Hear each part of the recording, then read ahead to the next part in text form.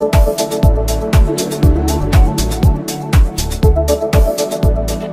morning. I'll say it again. Good morning.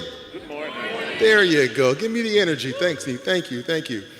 We have an excellent panel today. Today's topic is people and culture unlocking digital success. And we understand that people are the lifeblood of the business. I'm sure it's near and dear to all of our panelists' hearts here. And so what I've asked them to do is to formally kind of introduce themselves.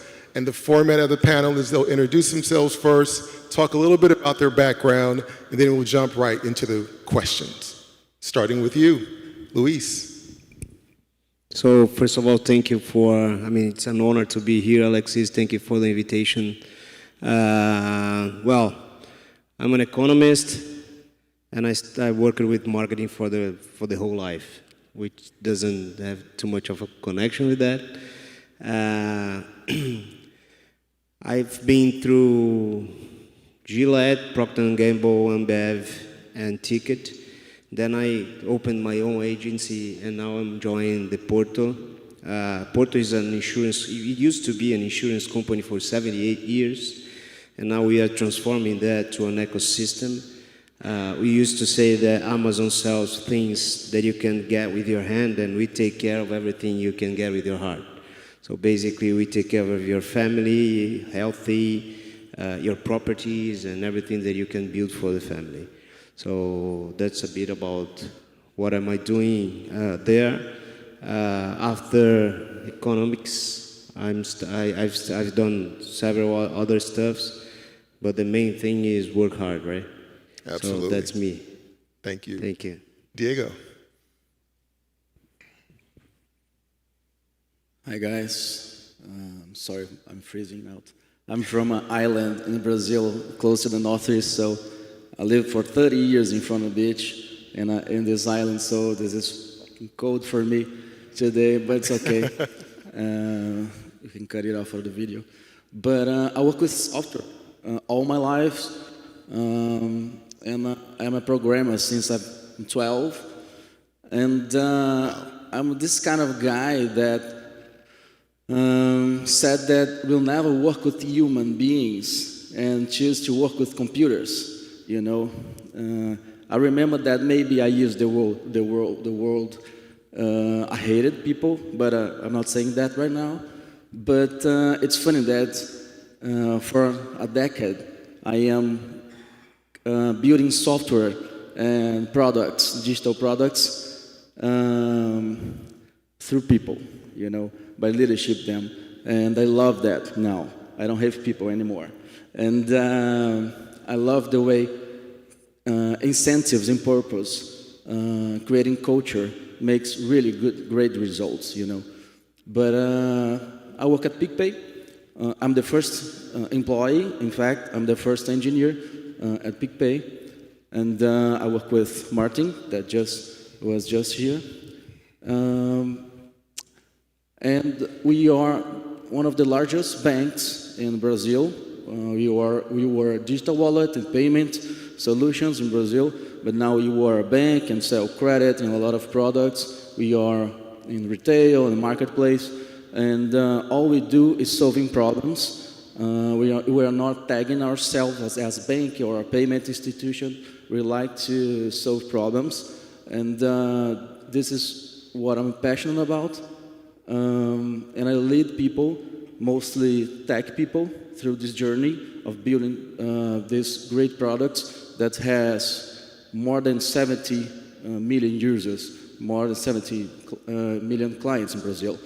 It's a large country, it's a large number, even for Brazil, because it's almost the double of largest bank in Brazil, you know. But yeah. I'm a software engineer and VP of engineering, now working with new products and open finance in PicPay. Thank you. Leonardo. Good morning, everybody. Thanks for having me, Del, and all the person. I'm Leonardo Garcia. I'm a tech professional.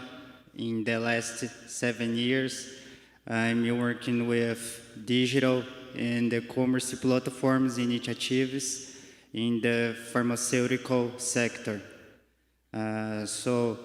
Our digital transformation happens at the same time that we had a high demand for our products.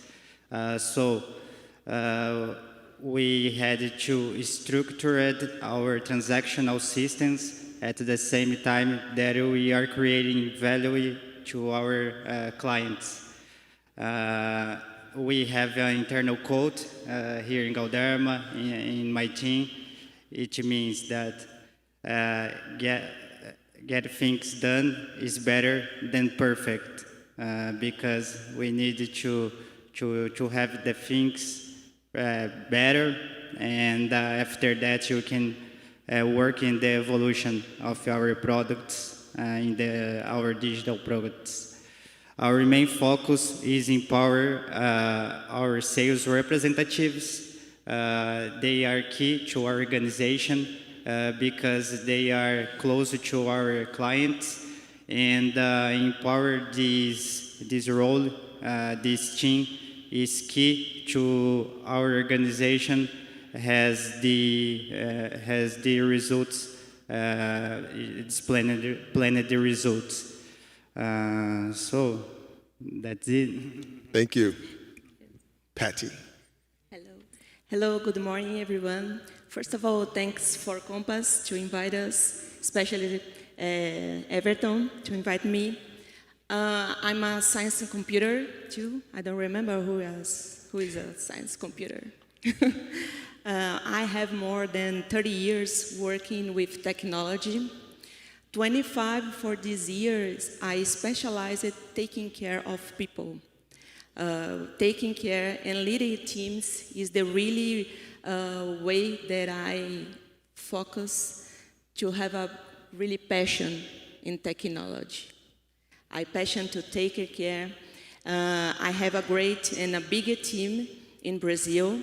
We are responsible for operations, infrastructure, DevOps area, telecom, end user, platforms, and I hope that I don't forget anyone.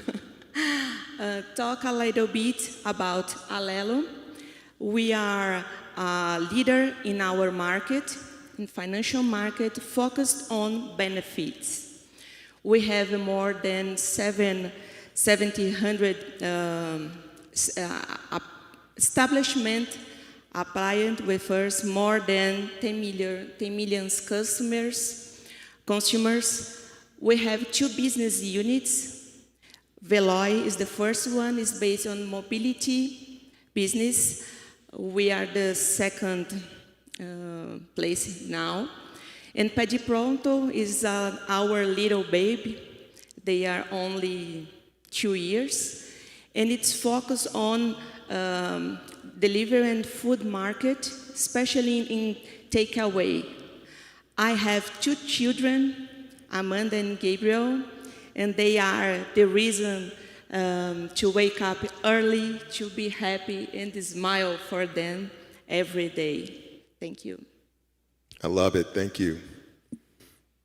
Helio. Good morning. Thank you for the opportunity to be here with you guys. Very, very special moment. So I'm Helio Mariano. I'm CIO from Eilos. He's a system of credit unions in the south part of Brazil. We have 13 credit unions that is part of the systems. We are in the most 90 cities different in the south of Brazil. I'm more than 30 years of experience in technology. Before Eilos, I work at Serasa Experian for more than 20 years. This is the picture of our central. We have more than 1.5 million of associates, and one of our credit unions has more than 70 years. We have total deposits more than $3 billion, and credit operations more than 2.6 billion. We have a strong process or program of digital transformation that we are running for the last 2 years, and we expect it to finish in the next 3 years. We are changing our core banking and a lot of systems that are related to that. As a credit union, you have all the process or all the features of a bank, and we need to do this integration about the ecosystems that we need to improve. So we are right now doing controlled pilots. We are in production with a small group of users, and we expect to expand this pilot for 6,000 members or collaborators or employees of the system until the end of this year, and to go to the 1.5 million in the next 2 years. So it's a strong program that is related to people for people. Technology is just a way to connect that, and we are looking the way to find the success doing that, yeah. So, thank you. Thank you. Brett. Good morning, everybody. I won't complain about the weather because it's way colder in Minnesota right now. Absolutely. So I'm enjoying the heat wave from my perspective. But good morning, everybody. My name is Britt Hawkinson. I manage global marketing technology for Donaldson Company. We're an end-to-end filtration manufacturer specializing in everything from on-road diesel all the way to the membranes and the media technology that ends up going into things like your phone. So really run the gamut, starting to enter actually the life sciences markets as well, with acquisitions of companies like Solaris, Purelogix, really heavy on that biotech side. I've been with Donaldson for about a decade now, a little scary, but specializing in digital transformation and the people and processes that go into it. We're super, super lucky. Little call out. We've had Content Thread on board for that entire decade. Yeah, right? I think that's pretty exciting. That's right. But I'll give you a little rundown. We've spent the last 10 years in constant digital transformation mode. So we've onboarded 5 enterprise technologies from an Adobe standpoint, from Experience Manager to a Marketo implementation that's currently in process, with a team of 6. Wow. I'll also reiterate, we're a $3.5 billion business. That's amazing. So this idea of working with efficiency, scalability, AI-generated task improvement, things that are going to help drive us all forward is super, super near and dear to our heart. But we're also a team that's highly process managed, works extensively with a partner because we don't have those skills in-house. So for us, Content Thread is really an extension of what our team does on a daily basis. There's not a single day where we're not going back and forth and moving forward. So I think one thing from my perspective that's really, really important when you're talking people, process, and culture is that you find partners, and this was alluded to in the panel ahead, you find partners that really fit your culture and your style, because engaging them just makes your overall team stronger. So. And again, I just want to say we're super excited to have Donaldson as a customer, so thank you for that, Brittany. Now, I'm Terry Brown, and my business is, I'm a communications consultant, so I have my own consulting business. It's called Psycholytics, and it's the psychology of analytics, and we do data-driven communications campaigns. And so it's all based on how much we can leverage technology, and it's really important. My current client is BP, and I've been with them for over a year, and I work for the Public Affairs and Government Affairs office out of Washington, D.C. And it's interesting because a very large company, but it's a very small team. And one of the things that challenges us with our use of technology is talking to each other, because it's a very matrixed organization with lots of different businesses. It's not just oil and gas, but we're in hydrogen and carbon capture and onshore and offshore wind and natural gas and solar, and these are businesses all over the world. So we are really looking to learn how to speak to each other more efficiently. And the way that I'm using technology for BP is really in targeting very small audiences of policy influencers working in government affairs. The company is very active in advocating for net zero policies, which is not intuitive for an oil and gas company. But as we are transitioning into different energy industries, we are very actively trying to engage the government for many different reasons. And so we have to be very efficient in how we use technology to target the right influencers. Thank you. All right, thanks a lot. All right, so the format of today's panel is I'm going to pose a question to each panel member, but what we wanted to do is make it a little bit more organic in the sense that the panel member will answer the question, and then we're asking each panelist if they feel like, based on their capabilities and expertise, that they can also offer some expansion just as well. Does that work for you? All right, and it's going to be interactive, don't worry about it. All right, so the first question is going to be for Luis. Luis, since you're closest, because you passed the microphone. The only thing I asked was not to be the first. Yeah, of course, right? Hey, that's kind of how it works, you're closest, right? So the format again is I'm going to ask each panelist if you would talk a little bit about your digital journey, and then from there, we'll go right into questions. So basically, I'm talking about Porto. We are a 78 years old company, which means with 138 different products, 10 different units, and 3 different business units, which is healthy, insurance, and bank. So 12 million clients and a lot of legacy. So that's a nightmare, first of all. It's important to say, it's not like we've burned digital, we are digital. So when we talk about AI, and you look to our data, probably AI would quit. So, so bold statement off the top, way to go. That's the beginning of the journey. And the thing is that, I don't know, who's here from Brazil? Wow, strong Brazilian contingent. Who knows Porto Seguro? Who used to think that Porto Seguro has only auto insurance?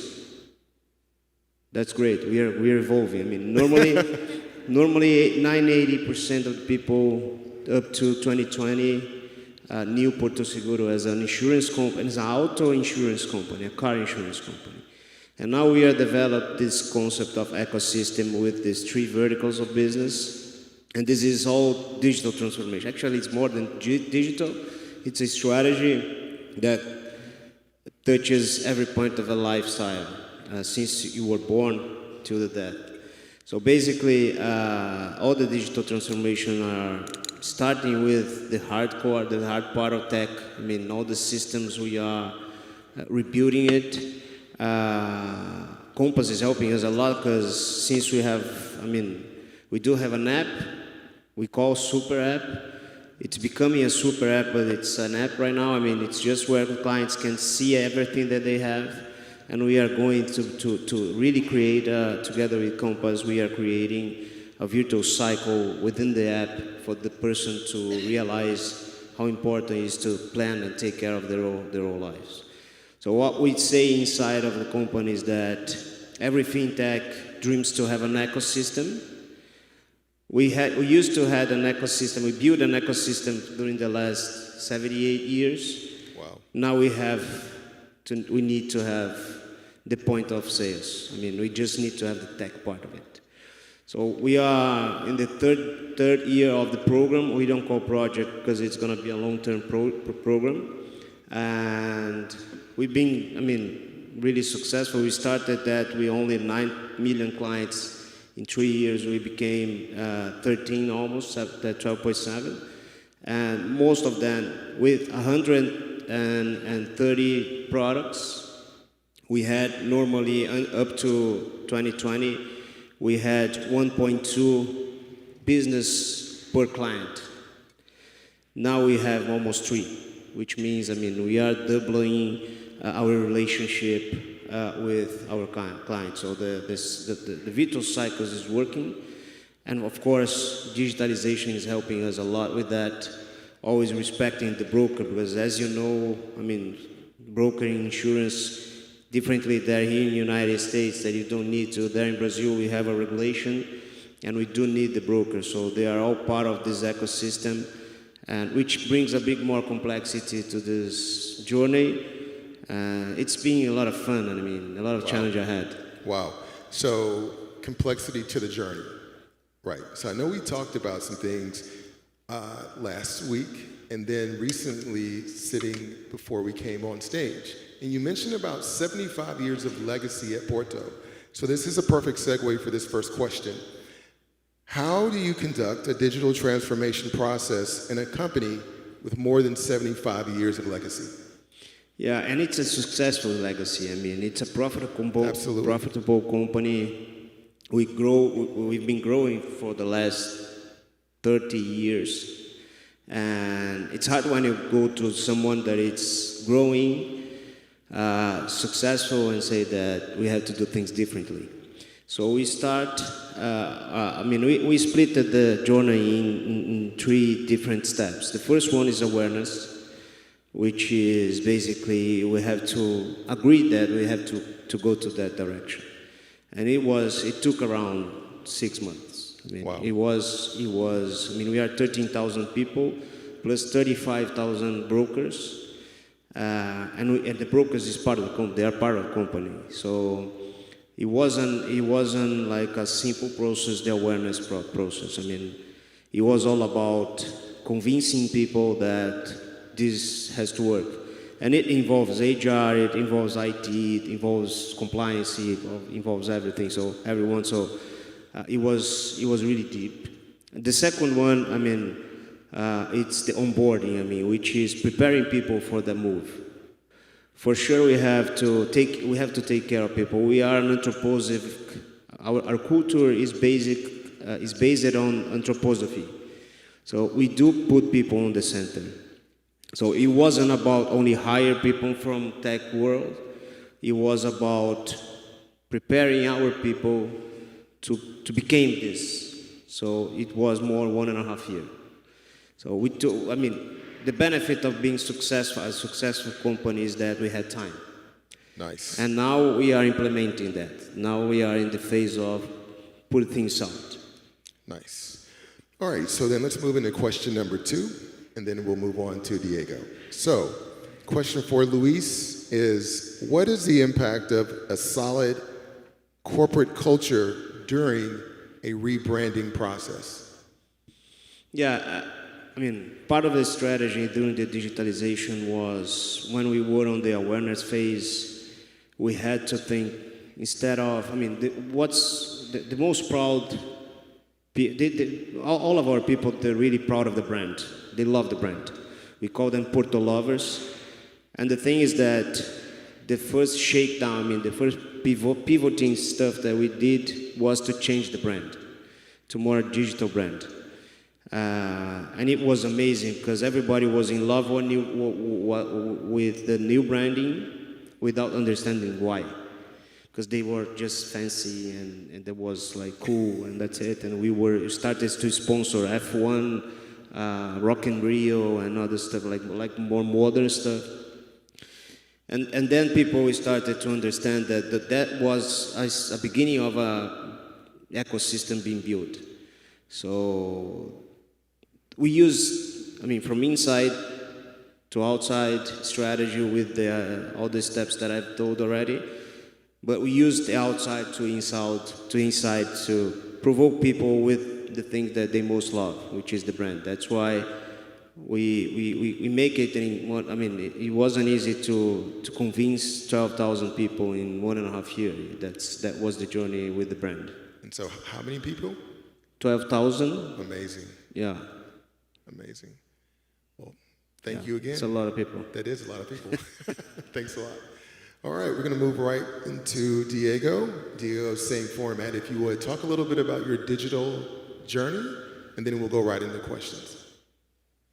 Actually, I work with digital all my life in the sense that I always work with online or electronic media, and most of the part, B2C products, B2C medias, payments and e-commerces, portals, a lot of things around that. And but I said in the sense that this definition, because I don't think this defines what digital is.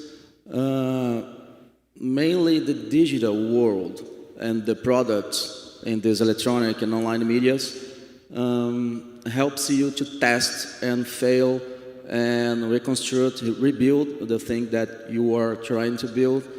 And I think the best lesson is to learn from mistakes. Do not blame the mistakes. You have to learn with your mistakes. But in the digital world, you can do it faster. You can do MVPs, you can do A/B testing, a lot of things. So my digital life, my digital career is around testing and failing a lot. So it's not about only transformation. Everyone, even the digital native ones, needs transformation. If it doesn't seem to have the necessity to have transformation, maybe you are wrong, because everyone needs transformation. And all my career is around learning from mistakes. Every product and initiative that we have in PicPay that is a successful product or successful initiative, maybe we have 20 more that went wrong. So my career is around learning from my mistakes in digital products. First of all, I love that concept. Learn, adapt, grow.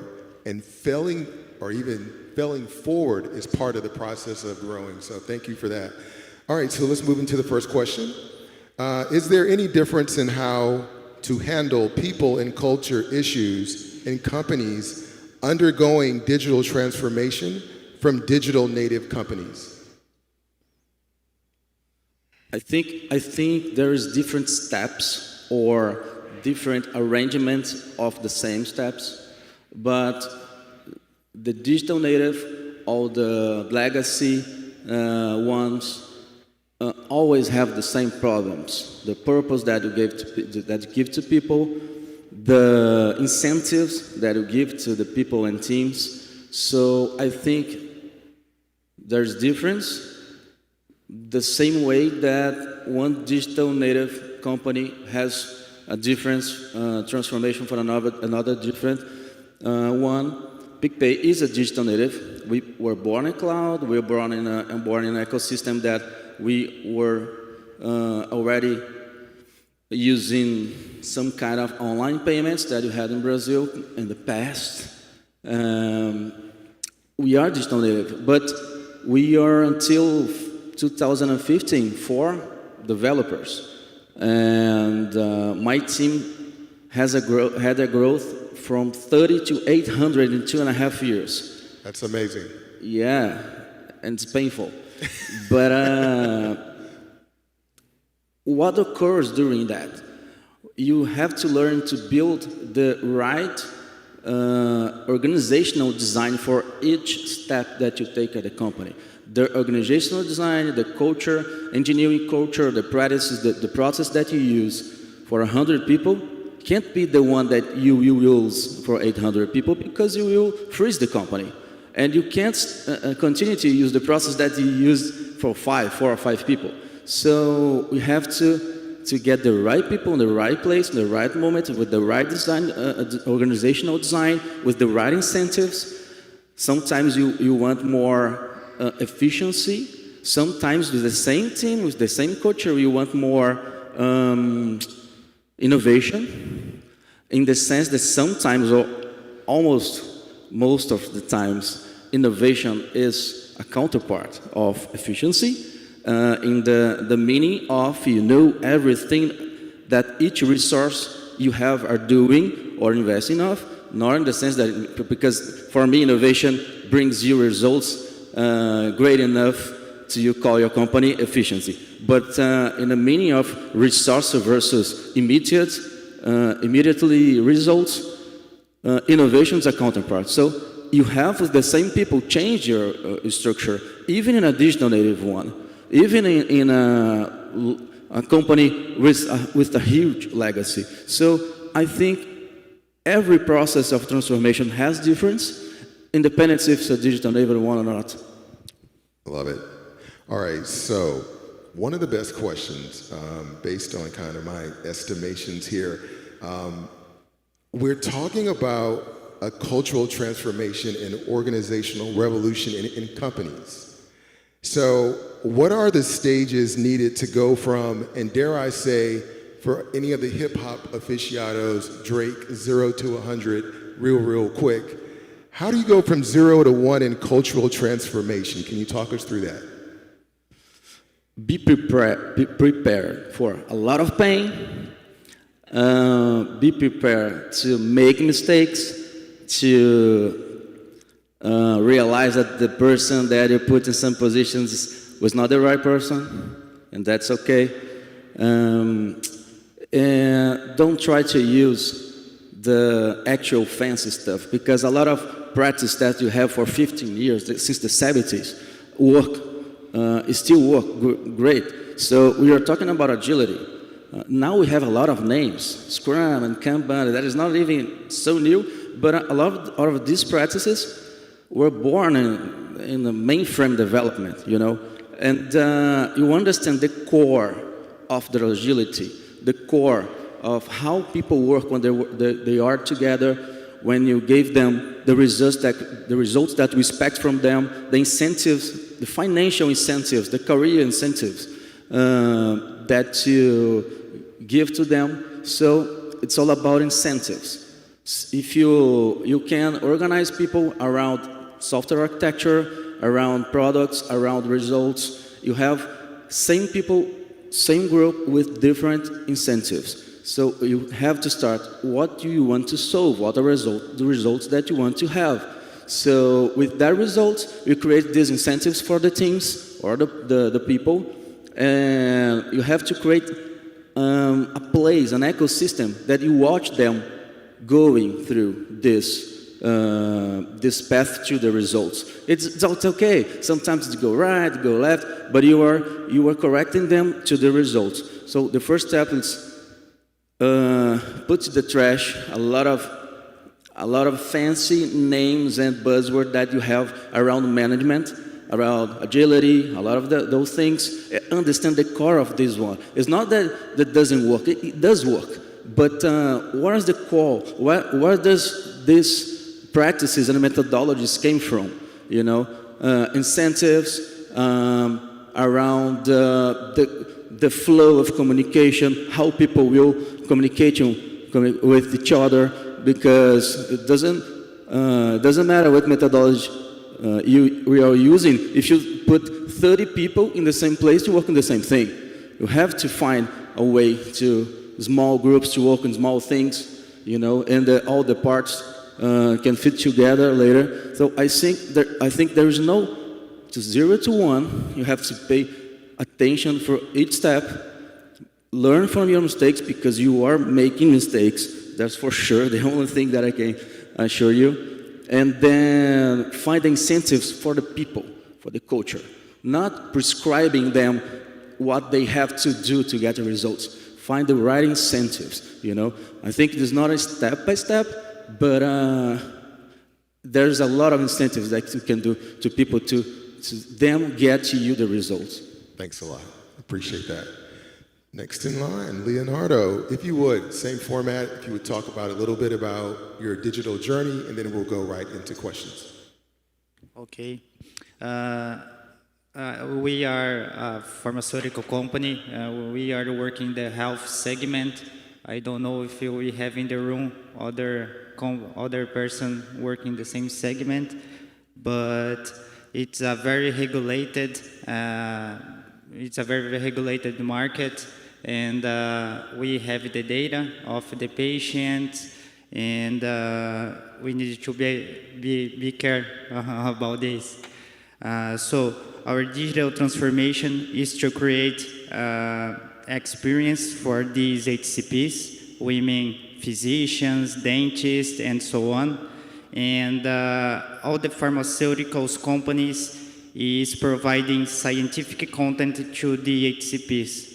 Our goal it's not only provide scientific content, but provided segmented experiences for these HCPs. This Thanks a is lot. I our appreciate goal.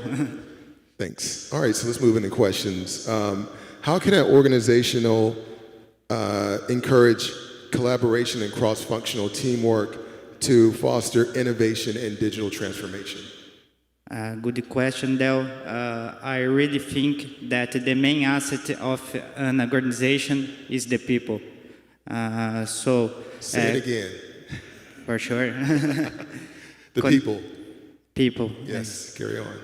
Connecting people with the goals of an innovation program or a digital transformation program, we can have the expected outcomes.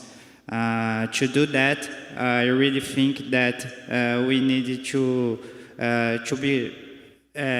be comfortable, become the people comfortable with the strategy, foster a culture of openness and innovation. If the people has any concern about the process, you need to hear the concerns and address it with proper actions. And for the last, but not less important, you need to celebrate your success. It's very important to get the confidence of all stakeholders. Yeah, and getting that confidence sometimes involves getting buy-in. I'm sure we've heard that word before, right? And so this runs us into our next question. How can a company overcome resistance to change and ensure buy-in from stakeholders when embracing or embarking upon a digital transformation journey? Good. I really think that everyone should be comfortable with the strategy and the way that the company is moving forward. Saying that involving all the stakeholders in the process is very important. Have clear responsibilities is important as well. With this, all the process, all the strategy being clear, people can involve in the process and act in the direction of the business goals. Thanks a lot. I appreciate that. Patricia, you're next up. If you would, tell us a little bit about your digital transformation journey, please. Sure. For us, it's not easy. We started in 2017. First of all, we tried to do a little connection and a better connection with technology and product team, because we have a lot of silos inside of Alelo. We are a traditional company, so for us, it was a long journey to explain for all of our employees, and it is 1,200, how can we do this in the best way? And our first movement was make and transform the silos. Silos was a big challenge for us because we discovered that we have different kinds and ways of work, and converge all of this for our digital transformation. We did some choices and hard choices, like in preparing and changing some people there. And after that, 2 years ago, we created an area called LACE, responding directly for our people directory, because we saw that it's not a method. Digital transformation is a method, but we need to adapt it for our culture. So we call an experienced partner to help us to do this in the best way. After that, we started to construct agile teams. So today we have more than 200, more or less, teams working with tribes. And we are starting to work with domains to transform our technological park. It's another question, I know. And we created something called ELO. Translate to English is a link. E is make a mistake, correct this, and surprehend our customers and us. And do it fast. Got it. The second is L, is freedom to be who I am.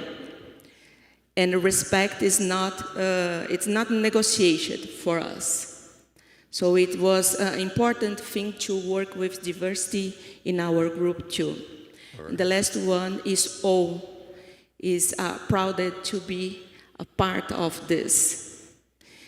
We have a biggest conquest in GPTW.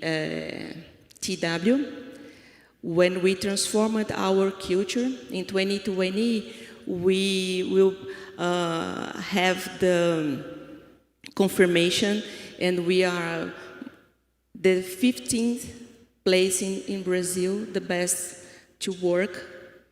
And now, after 2022, we did another transformation based on technology.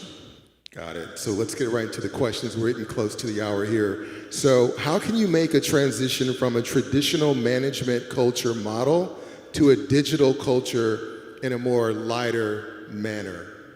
Okay.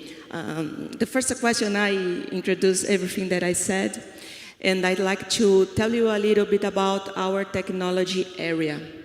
So we have a big partnership with AWS. We started doing a big program to training and capacity our technology team to do 3 things. We started in 3 different models. First of all, we reconstruct in zero our advertisement environment based on the best practice in digital, infra as a code, anything that you know. The second one was bringing in into Alelo our entries system in model as is. So we have an infrastructure inside of Alelo, and we have 2 environments. Everything based on cloud, and another way we have infrastructure physical. And the last one, we reconstructing the teams based on different ways with zero human interaction, with a quality assurance culture that now Compass will help us a lot. And the last... Help. I was saying that Compass will help. Yeah. Absolutely. And finally, we are preparing our engineering groups to use platforms, like you mentioned so much. It's the way that we'd like to modernize our park of systems. All right, so coming up with your last question. When we talk about technology, what would be your suggestions in order to give the necessary, and I love this word, speed to transformation? Okay. So, people are people. Yeah. And first, we need to understand what's necessary for our business. It's not necessarily constructed the best way. We need to know the best movement. And we have a critical operation in Brazil because we work with a lot of government benefits, and we have a special time to use our card. Who has Alelo here? I know that you need to have a lunch, a calm lunch, and you need to pay for this. So this movement that we propose is based on our customers' safety. So it's because that I told you before that we construct something by zero based on the best technology, bring on in our data center a monolith in the big monster inside there. It's like a bomb that I told you yesterday. A bomba, yeah. And the last one is preparing and developing all the time our teams. Well, thank you for that. Helio, digital journey, please share. Sure. I already mentioned part of that, but I'd like to destack one point. It's about the decision to move all the team of technology together for the transformation. So we don't have a team that is dedicated for the old systems or the new systems. All the team is responsible for the whole, the all parts. This decision is impacting our velocity of the movements, but it's very important to have all the team engagement with the movement. So we are transforming the way that they think and the purpose of the transformation, not just the result, but what will be the future. We need to take care of that. And we need to develop these things in all the team, and a unique purpose of to have a future of easier, faster, and we can do the things when we need. So do what we need when we need, not just to move in the transformation very fast. I love it, that constant, continuous improvement mindset. So, question, what is the biggest challenge and learning related to people and culture according to your experience in digital transformation?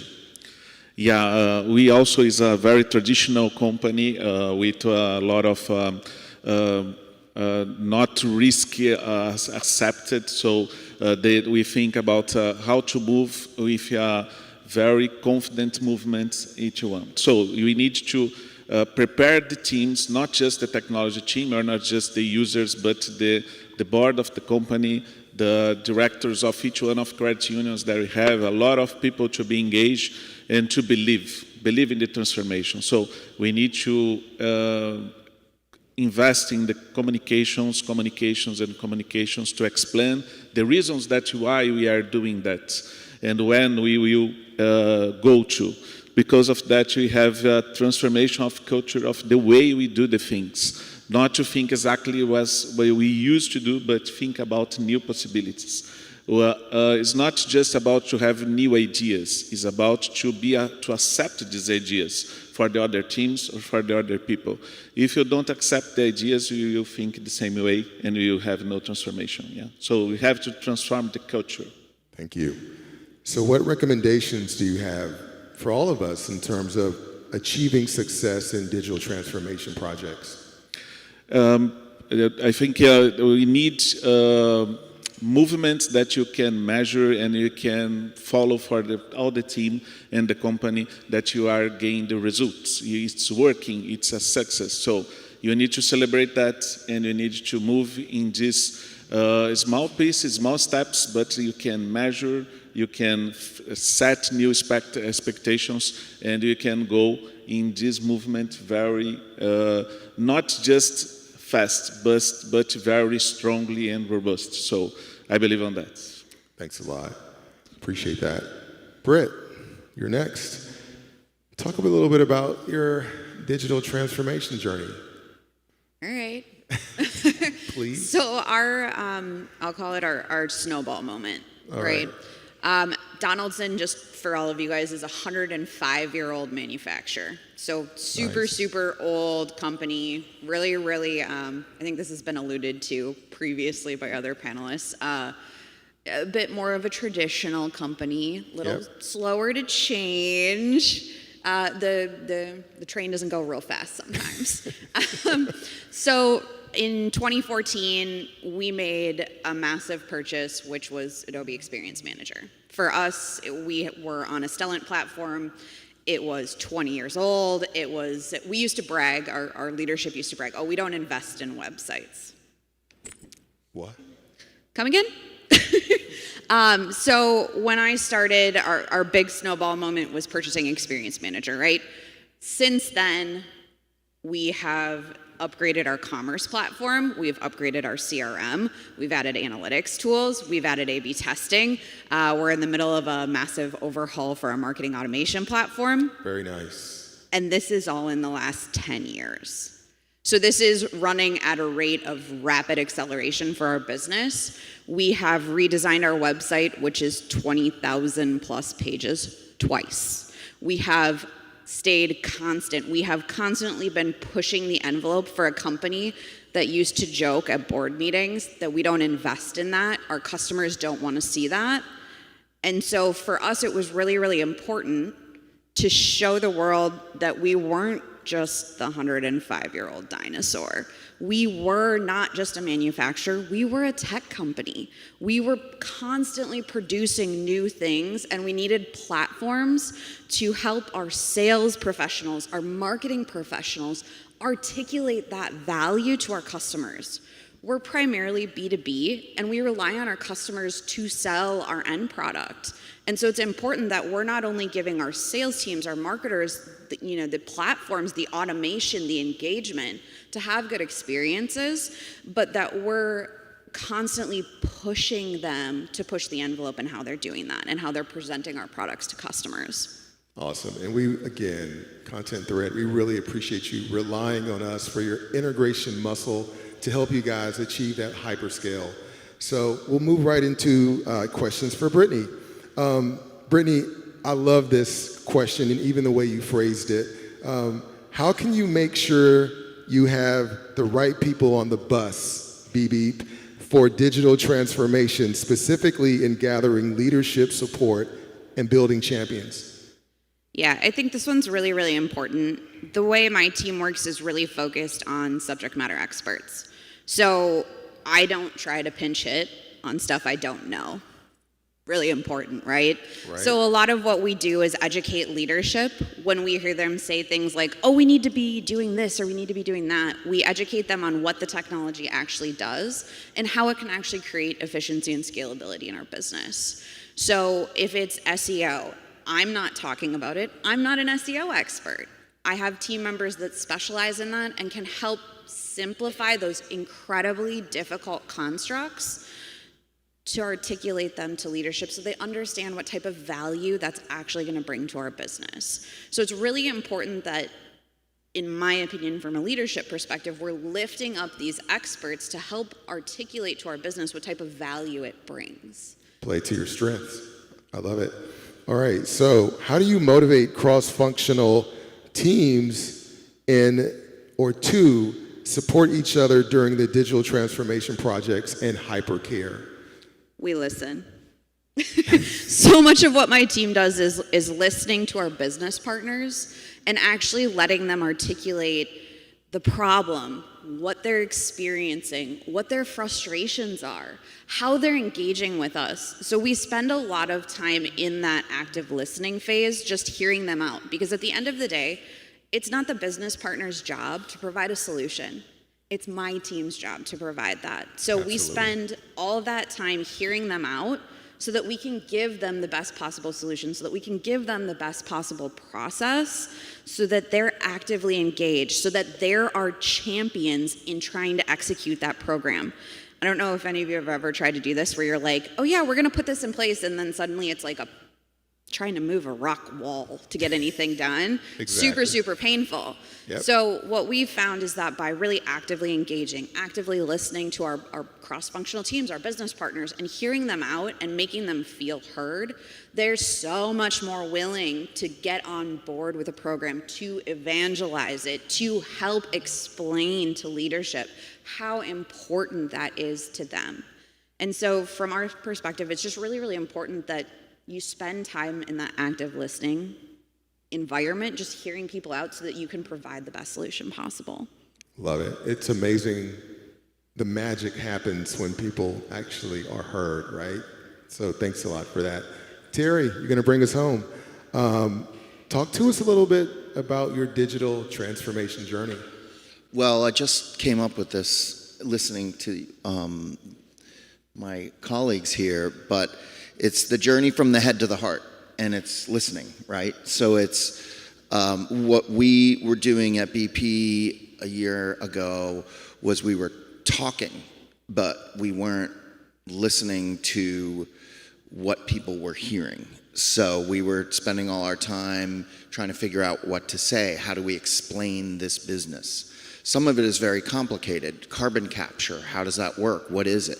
So a lot of our communication is of the educational variety. We're not just trying to tell you why it's good. We just want to even just start by just explaining what it is. And so the journey has been really one of going from talking to actually understanding the value of measurement. And that's where, of course, technology comes in.